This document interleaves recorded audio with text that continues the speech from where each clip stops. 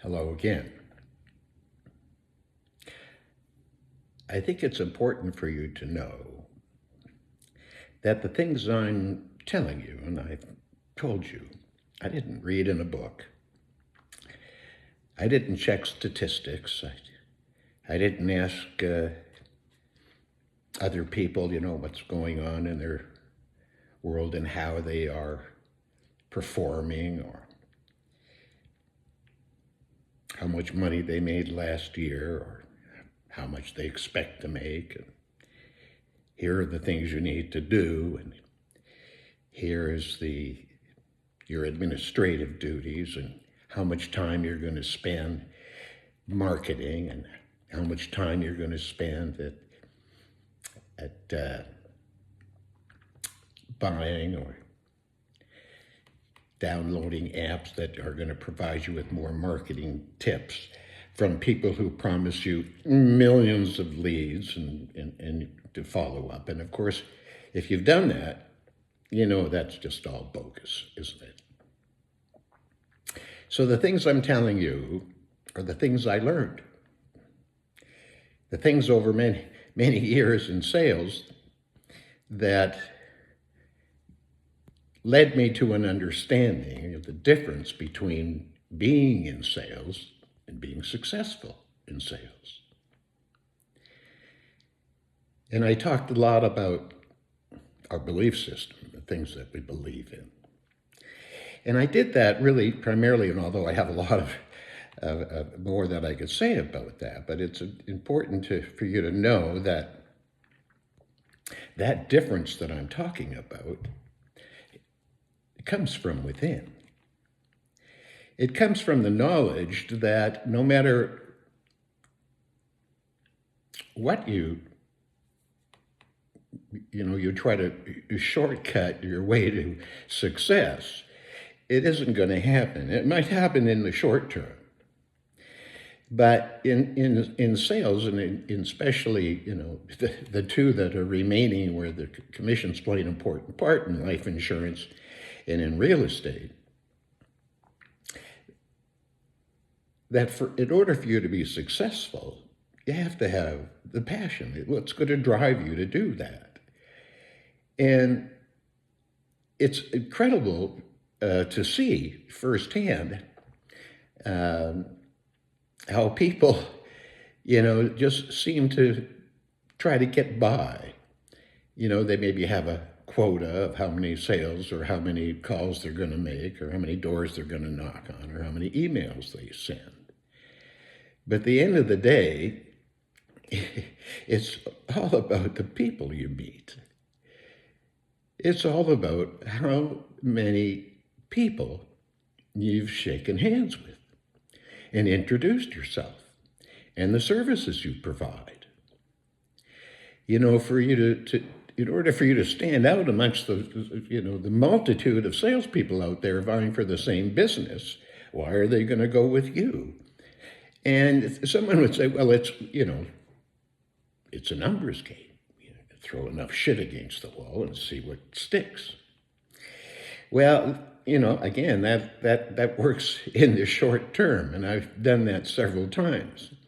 But in order for you to sustain success, in order for you to know what it feels like to be successful, you have to understand it's a lifestyle. It has everything to do with how you lead your entire life, your daily schedule. How many good things are you going to do today? You can't escape it. It's what are you willing to do to follow your passion. And that passion in order to be successful, you have to have a passion. You have to be willing to do what it takes. And in order to move the needle from that 1%, maybe make it 2% or 3% of the people who reach that top level to be a top producer, you have to believe it. And refer back again to your beliefs and what you believe. And it's important you to know that that's the root. It's your passion. It's the vision. It's it's one thing to say, I want to be successful, but you have to understand that it's all part and parcel for the 24-hour a day. Success is not someplace in the future.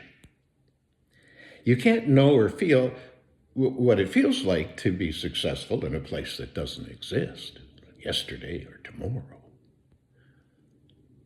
That the power to be successful comes from within your passion. What are you passionate about? And of course, many of the things that people are passionate about most of the time are their beliefs. The God thing. He's following me. He's watching me. He's doing everything. And I can blame him for not producing or thank him for producing. Well, that's not really reality, is it? We live in this reality. And if you truly want to understand and know what it feels like to be successful, you have to do all the things that make that happen. And they're the same thing. Success is a feeling. Success is what you get while you're doing it. You can only feel success in the present. And I talk a lot about, living in the present. But the Selling Joy philosophy, we can tell you it's a guide, it's a pathway to success. I can tell you how to do it, but will you do it? Every sales trainer and motivational speaker will tell you that it's your actions that are going to dictate your success. But it really doesn't tell you what's the difference. What are the people on top? What do they have that you don't have? Why are they doing it and you're not doing it? And that's also interesting, that some of the people that I've met along the way were obsessed with money. How much money they could make, how much they could acquire, how much prestige it would give them.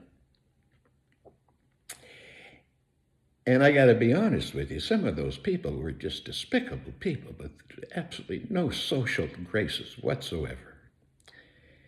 And yet they were successful.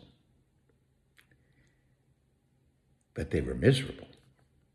Divorce over and over again. Friendships that last and then don't last and fall apart. Their life falls apart. They have to start over again and whatever else that, they lack the insight to see what was happening to them. And I can give you lots of examples of those, but I won't. And to give you one example, I hadn't seen this fellow for a number of years, and he was very unlikable, but very successful. Had his own firm, thousands of clients, had done very well. But I always found him to be socially unacceptable. He would say the wrong things, and he really didn't care. And I thought, over time, things might have changed for this individual. And I was in a bank one day, and it just happened at the tellers, and right next to me, he was standing. And I turned to him and said, well, gosh, I haven't seen you in years and years. How have you been? And he says, I made $100,000 last month. That was it. What a way to lead your life when you can't have a conversation with someone before you tell them how successful you are and how much money you've made. It's fun to make money. I've made a lot of money from time to time. But over the years, I came to understand that if things weren't good at home, that success I thought I was enjoying was short-lived. But I came to understand that success is a way of life. Success at the office, success at home, success in your relationships with your children and your spouse and your family. Selling joy will give you that. You see, because it's a philosophy. And it's not just about succeeding in sales. That's kind of an automatic. If you're in sales and you truly want to be successful, you have to understand it's something inside you that makes the difference. There's something in there that is going to someday enlighten you. No. Someday somebody flash of inspiration, light comes down, flashes in front of your eyes. Wow, I'm going to be. No. You see that when I say it comes from within, this is a power, right? You see, you have the ability, especially when you're in sales, to get out there every single day and make good things happen just by doing something good.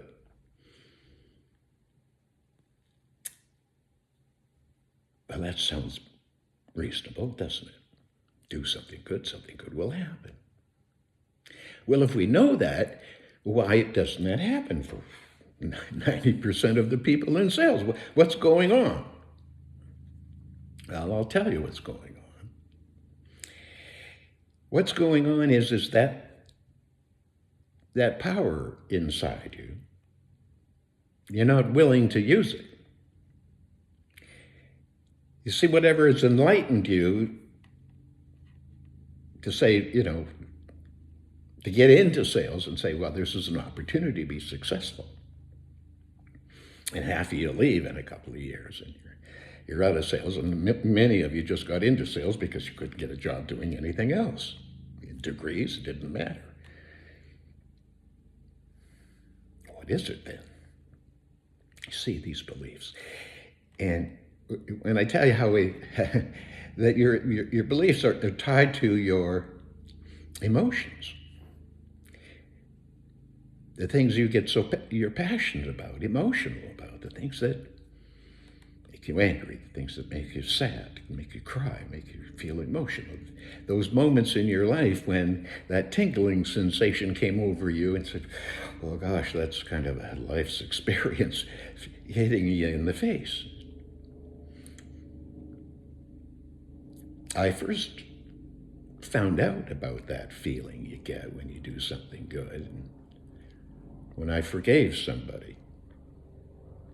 I've done it a few times in my life, but I think when that had the most impact on me is when I forgave my father for all the terrible things that he did when I was growing up.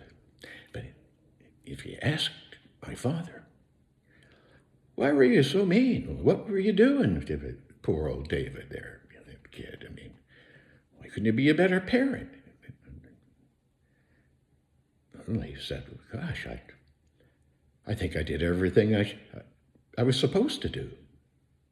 I can't remember doing anything that I wasn't, supposed to do as a father. He thought everything was great. I thought everything was terrible.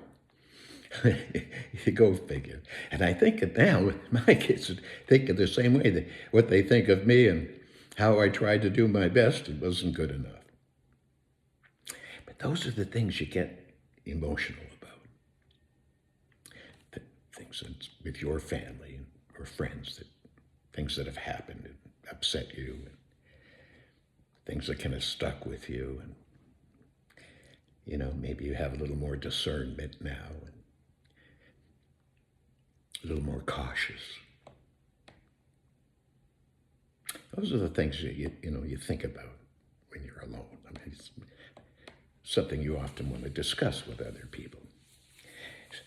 So when I talk about these moments of emotion that happen, that sensation, that moment in time, and forgiveness is a great example of that, because the moment you actually truly forgive somebody, you feel it.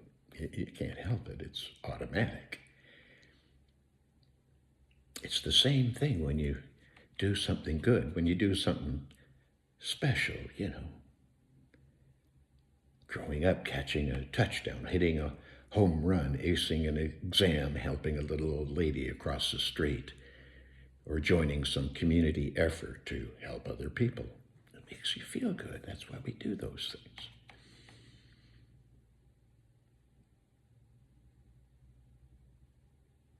You see, it tells you every time that you're human. I call it the greatest power in the universe. Imagine doing something good and making something good happen and feeling good about it at the same time. And for salespeople, I have so many opportunities every single day to do good things, make good things happen. If you believe that, there's nothing going to stand in your way. It's a belief. And beliefs don't come to us that easy. We just don't simply adopt somebody's belief simply by telling you, to believe this. Over the centuries and thousands of years, those things became, part of our life. People told us to believe this. Thousands of years ago, we didn't believe it. Somebody's going to be, you're going to be killed. You don't believe what we're telling you to believe, you're going to die. Oh. A little later on, and I said this in another video, of course, the simplicity of life, of the reality is that when somebody tells you to believe something, especially the greatest con job of all time, when they told you that if you didn't believe what we're telling you to believe, something terrible is going to happen to you after you die. What a great sales pitch. What a great close. You don't want something bad to happen to you after you're dead, do you? No. I don't. See, the impact it could have. And it's interesting, even in this day and age, the things that you say can have a profound impact on people, depending how you say it. But that's part of the technique, and we can talk about that. But the important thing for you to know, and I'm telling you this through years of experience, that there's no shortcuts. You want to be successful, you have to understand it's a feeling, like any other feeling. How do you feel happy? You can't feel happy yesterday, tomorrow. Happiness is a feeling. You can't feel joy the best yesterday or in a place that doesn't yet exist. But I understand that's how they get you, right? That's how the world is working today. And it always has. But now with the media and everything in front of us, touch your phone, you can find out what's going on in the world. People continuously compelling us to focus on places that don't exist. That's what they want us to do. You see, you can't explain yesterday what's going to happen tomorrow. You can have an analysis. I love those guys. Don't you love all the media that just all the news broadcasts and all the opinion shows that tell you what happened or what might happen? But what they don't tell you is what to do about it. The only thing they have anywhere in the world to do anything about things that you're unhappy with in the world around you is to do what? Protest. Oh, brother. Hundreds of thousands of people this week came out in the streets all over North America, all over the world, to protest against Donald Trump and his administration. Administration, isn't that a laugh? Anything those people do is a joke, comes out of some comic book. It's just absurd, the level of insanity that's going on in Washington. And we have to believe it because it's just happening to us every day. None of that is bringing anyone any happiness or success or joy. You see, they're all out there killing people, just like for thousands of years. That's the answer. Let's invade, let's kill everybody we can find, and then, they will finally do what we tell them to do and believe what we want them to believe. We just have to kill them. See how many people we can kill. We got really good at it. Some people might say, well, that was population, we just had to kill off millions of people who died in the Crusades, and millions of people who died in the Holocaust, and millions of people who died at the hands of ruthless dictators, and authoritarians, and mentally disturbed people who then and now could not care less about you. These leaders, they're only, the thing that they're passionate about is just power over others. And I want you to realize your own power. But the power now that I'm talking about is the power to do good things, and that comes from what you do every day. It's pretty simple. You're not going to get locked into thinking about what happened in the past. Today's a new day. I've said to many people who are, suffering, says, I just can't get going. I just, everything I do turns to shit. I just don't know what to do.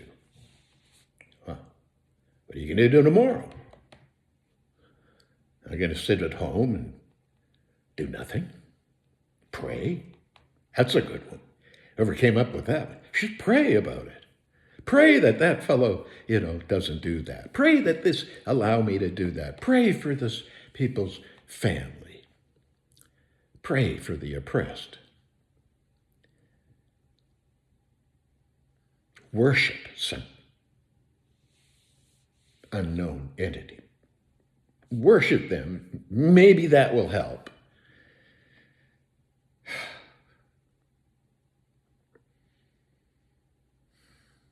Confess. That's a good one. That'll make you feel better. I tried that too. That doesn't work either. You got to go back next week and confess a whole bunch more stuff that you forgot to confess the last time. The whole thing is absurd. This whole religious and God thing is absurd. I, used to many times pray to God. Pray, says, gosh, please make that happen. It seems that most people pray or look to God for answers. Of course, they never come, but you pray to God when there's just trouble, when you need something, when you're depressed, when you're upset. Oh, God, help us. Now, that just ties you up, into your thoughts, right? Well, you're thinking about all this stuff all the time. And that's when you got to realize you can't let your thoughts dictate how you feel. Your thoughts of the past and your uncertain future, those aren't going to help you. Thinking about what you're going to do today, thinking about what you might do first thing in the morning. I have to write them down. Write them down, for God's sake. What are you waiting for? I can give you dozens of things you can do tomorrow morning. I used to listen to guys, I could get emails and texts and messages from people. Well, I just don't know what to do. I'm sitting here, I lost my job, the wife has left me, my kids hate me, I'm sitting here getting stoned, and I don't know what to do. What else can I do? You see, that power, that thing that's going to motivate you, the thing that's inside you, that's going to propel you to get out of that whatever slump you're in. And this goes for people who are doing okay right now. You want to sustain it. You want to have a life filled to the brim with happiness and joy. You understand that you have the power to do that. But you have to believe it. They said belief's a pretty hard thing to come by, and it's certainly a hard thing, to maintain. Our beliefs can identify you. Now, for all you out there who I've offended, I apologize. I can say that I respect everybody else's beliefs. You have beliefs, fine. I respect that you have beliefs. But I don't care what they are. I don't care how you believe in God or whoever else. That's your business. What bothers me is, why do people have to talk about it? Why are there all these priests and ministers and rabbis all over the world talking about their religion? Talking about what God told them to tell you. I can't believe this. God says this. God tells us this. God tells us. Like they spoke to him like on a daily basis. They hadn't spoken to anybody since Abraham, or Moses. He was just talking to a bush. I mean, just the complete idiocy of all of it. All of it. Anything in the Bible, anything you read, all of that stuff, made up bunch of nonsense. Just to be able to control you instead of you controlling yourself. You see, it doesn't matter what someone else believes. It doesn't matter how we got here, does it? This is it, right? I mean, this is no matter how it happened, who did it. Why would you need to explain it? I mean, this is it, whatever. Whatever caused it. Science has a much more, reasonable, rational way of describing and explaining that to us through science. The devout, to hell with science. We're only 5,000 years old, and that's it. Never matter what biology says, chemistry, science, everything else. And they say, well, you can't deny the existence of God. No, I don't. For all I know, you'd be just watching me right now. Somebody told me, well, whatever my path is, David, however you're explaining it, God is with me. He loves me, and he's supporting what I'm telling you. Oh, that's great. Someone told me, you're not going to the right place, Dave. You're destined to go to the other place. Well, I said to him, I'll tell you what, when I get there, I'm going to find a way to let you know what's going on. But having said that, I'm sure someone else had that idea. I'm going to tell people what really goes on when I get there. Nobody never does. How long do we have to wait to understand those? That's just in your thoughts. Beliefs and all that garboni is in your thoughts. That's where they want you. Not telling you how much power you actually have within you to make the world a better place. To do things that no one's ever thought of. Think of it all, the wonderful geniuses in the world, the people of passion that made such a difference in the world. Even though, they took time. People had to die in crazy ways and terrible ways in order for the people to say, oh, well, they died because of their powerful belief in something. And of course, they were killed, assassinated. All the peace lovers and all the peacemakers. We kill them. The people who did it, obsessed with ideas, thoughts, beliefs, that's what did it. So, okay, you got all these beliefs, and some of them are pretty awesome, and some of them, led to the death of millions of people. But okay, let's say, okay, you believe that stuff, and just the good stuff about it, not the bad stuff, just the good stuff. What if there was a belief out there I didn't kill anybody? What if there was a belief out there that just made everything wonderful? Well, that's pretty unrealistic, Dave. Is that utopia you're talking about? No, I'm not. I'm talking about the power within every human being to do something good and make something good happen. It's a belief.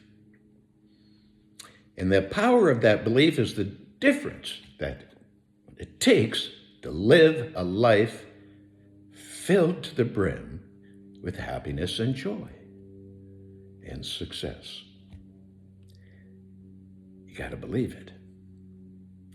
And how you believe it is pretty simple. If you start doing something every day, like writing things down of the good things you're going to do tomorrow, if you keep doing that day after day, and if you say the good things, I'm going to make time for my daughter, my son, my wife, we're going to go for walks, we're going to go to the zoo, we're going to exchange ideas and talk about things that just keep us together, keep the family together. And I can do this till 3 o'clock because I have 2 closing appointments and I got to be there.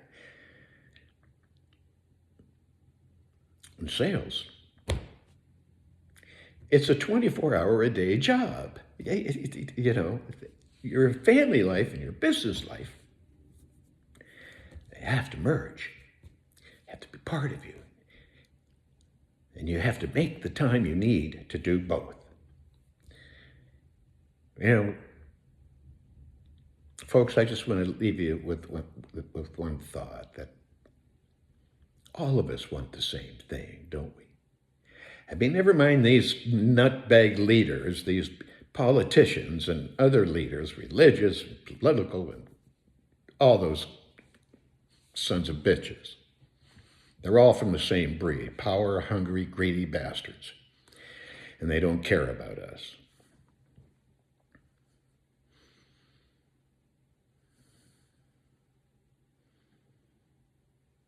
We all want the same things. You know, when I talk about this, gosh, you know, all the billionaires, but really, truly, you know, good place, nice house to live in, 2 cars in the garage, kids in college, maybe a nice, you know, vacation home by the lake, and maybe 4, 8 weeks of vacation every year.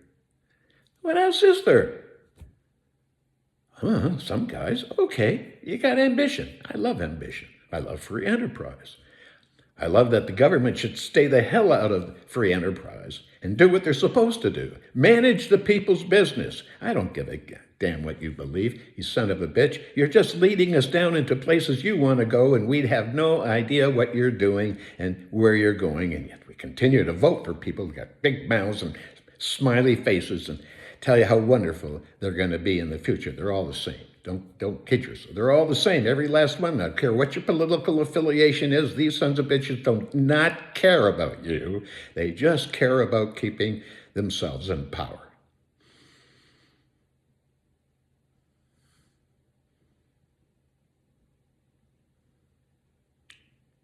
You have the power. I have the power. We have the power. If you want to make change in your life, you want to change the world, don't think about those sons of bitches. Think about yourself. Think about you and your family and what you're going to do tomorrow morning. Love to all. Happiness and joy forever.